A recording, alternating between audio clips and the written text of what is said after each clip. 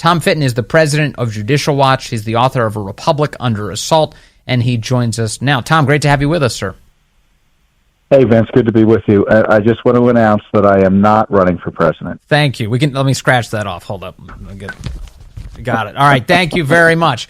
Tom, we saw some news this morning that this Mar-a-Lago saga, where the Biden administration is engaged in open warfare over a document dispute with the former president, Donald Trump, got a new chapter because Donald Trump's lawyers appeared at the Department of Justice this morning and apparently met with them over these issues.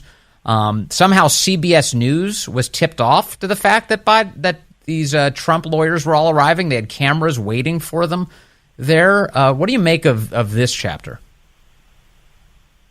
Well, it's an indication the Justice Department is planning to try to put Trump in jail as he's running against the person who's running the Justice Department, Joe Biden.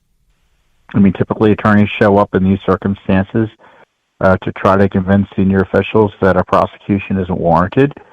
This whole process has been abusive. I've seen it up close, as you've referenced. And there's no good faith basis to prosecute Trump, let alone to have initiated the outrageous investigation that included, let's not forget, a raid on his home by the FBI. Yeah, no precedent for that. No precedent whatsoever. And last week we found out that Mike Pence is in the all clear. That conveniently came just before Mike Pence is announcing this week that he's running for president of the United States.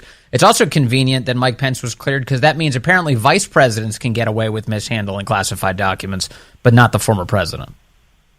Yeah, the Justice Department's position seems to be that even though Trump did everything they asked, right?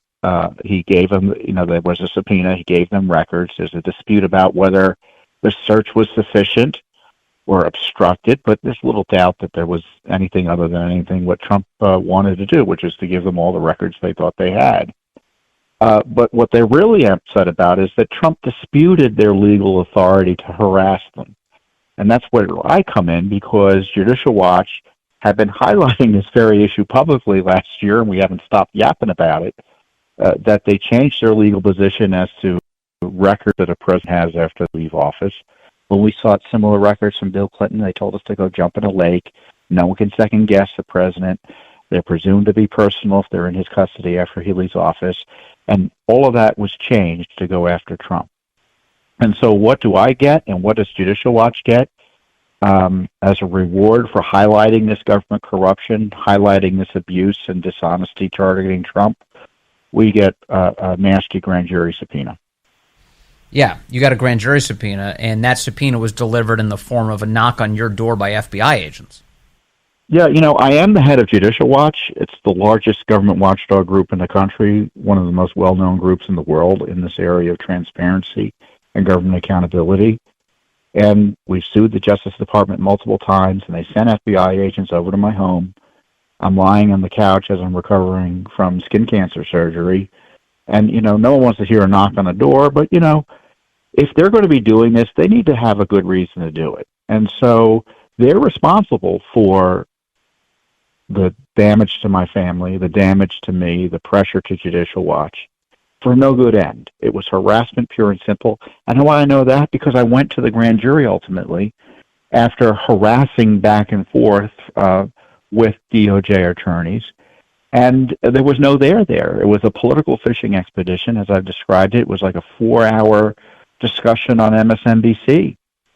Just harassing questions about politics, little evidence that they're investigating anything serious, certainly nothing I could contribute to. Was there a focus to the grand jury, or did you interpret it as a fishing expedition where they were bouncing around from topic to topic? Oh, it was. You know how I know it was a fishing expedition? Because the fight was about my going in to testify about Mar-a-Lago records, right? And the day before the grand jury meets, our lawyers find out from the DOJ, we may want to spend a few minutes on the Justice Department, the January 6th debate, the Electoral College debate, things like that, right? So guess what they spent the bulk of the 4 hours asking me about? January 6th. which I don't remember. Which isn't what they subpoenaed me for to begin with. And I don't know, certainly I wasn't involved in January 6th. And so what did we debate? Electors and the rights of states to challenge and dispute election results, the rights of citizens to do that. So is the question,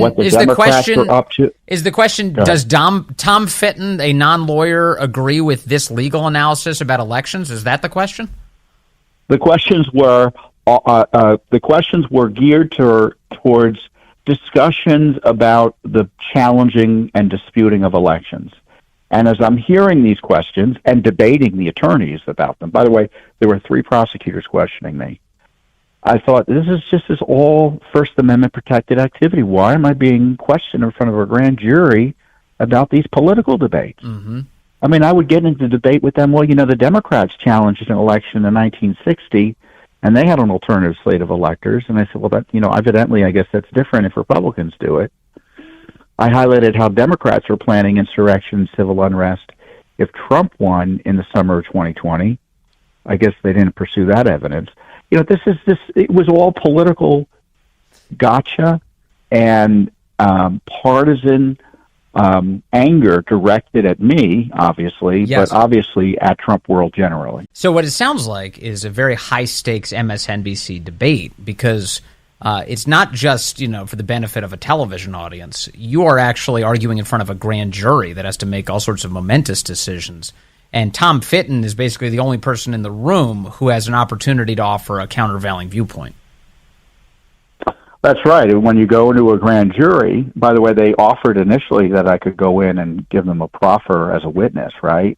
And I'm still a witness. And then they took that opportunity away, which is extraordinary and unheard of, and made me come in and testify as a witness. And all this, by the way, is going on just as the Biden stuff is happening. I didn't know at the time, but at the same time, all these Biden document issues are popping up and being handled secretly by the Biden gang. But the corruption involved not only in targeting me, but the general approach with Trump shows that the Durham report is seen only as a road bump to the deep state's attack on Trump, and it hasn't stopped at all, and they haven't slowed down at all in terms of abuse of power and abuse of authority. Yeah, they're targeting and harassing Trump. Well, as we're seeing with what Wray is willing to do, which is to go to jail to protect Biden, protecting Biden and slow rolling and treating him with kid gloves on similar legal issues. Yeah, I mean, look, you had the former FBI director, James Comey, was on TV over the weekend insisting that the Durham report basically proved stuff we all knew, and that the FBI is fine and it's fixed everything up, and, who cares? That's the position they continue to hold, and they're protected by all of our institutions. Yeah, it's a position held by Wray in large measure. And we can complain about Comey saying it. He's a terrible person. But Wray believes it too. And, I mean, that's their official position. We've taken care of all this, and nothing like this will happen again. And yet... Well, it's happening now, and I saw it. At least the 2 FBI agents pointed out that I had an Amazon package when they dropped the subpoena off as I'm standing there with bandages all over my face because of the surgery I had gone through. That was decent of them. So today you get the FBI director Chris Wray strolls over to Congress, and they play, well, at least the FBI sent some people over to Congress, and they played peekaboo with this document about the Biden family bribery scandal that they received years ago, this allegation that Biden was involved in a pretty big deal bribery scandal. James Comer's been fighting to get a hold of the document, and he sent a subpoena to the FBI. The FBI basically told him, up yours until now, and all they're doing, and they're still saying, well, you can't really have the document, but you can stare at it for a few minutes. And walking out of that meeting, James Comer came away with 2 conclusions. One, he's more committed than ever to saying out loud that he believes the Biden family is involved in a big time bribery scandal. And 2, that he is now going to move to hold Chris Wray in contempt of Congress. That's going to begin Thursday, those proceedings. What do you make of this battle?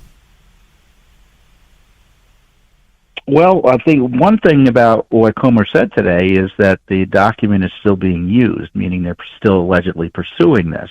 But, of course, this is an investigation world without end, right? They began, at least in 2018, looking at Hunter world and the Biden world. And, this document probably goes back, I think, to 220, if I recall. Yes, July of 2020. And they've been investigating it for 3 years now. I mean, no one seriously believes that Biden criminality is seriously being pursued by the FBI. Evidence of Biden criminality is being withheld by the FBI, and that's what this dispute's about. And the question is there any lawful basis for Wray to do this? And there isn't. That's why he's facing contempt. And Comer's a regular guy. I'm sure you've had him on the show.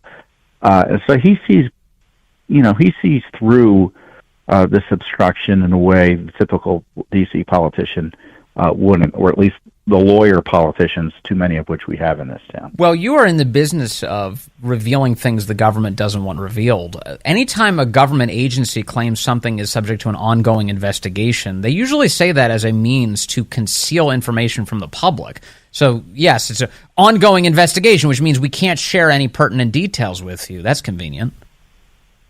Yeah, I mean, that might be good enough to hide it under FOIA, although I suspect we'll be testing that before you know it, Vince. But it's no basis to withhold information from Congress. Congress, there's not a dollar that falls from the sky without congressional approval. They have a right to oversight of the FBI, and the FBI just making up reason after reason not to turn over a document. This is not a legal discussion they're engaged in. It's a political fight with Comer, and Comer is right to escalate it. They probably won't go back this far or do this as aggressively as I would. But back in the day, Congress used to enforce its own contempt. So if you were in contempt of Congress, you would be taken into custody by Congress until that contempt was purged, until the document was turned over or whatever. Yeah. I think they need to start thinking about alternatives to relying on the Justice Department to investigate the Justice Department and prosecute the Justice Department for corruption involving the Justice Department and Congress. Yeah, get the sergeant at arms over there. Grab Chris Wray, throw him in some ankle shackles, and drag him back to Congress and tell him, hey, you better cooperate or you're going to spend a lot of time here. It used to be the rule. They've since outsourced it to DOJ, and we'll see what's happened since. Yeah, now Eric Holder gets away with contempt of Congress, no prosecution. Now Lois Lerner gets away with it, no prosecution. Now Chris Wray is soon to get away with it, no prosecution. Right. This is how Washington operates. All right, hey, Tom Fitton, as always, really appreciate your time, and thank you for sharing your experience, as harrowing as it's been. I really appreciate it, sir. You're welcome. I appreciate the time to share it with everyone. Thank you.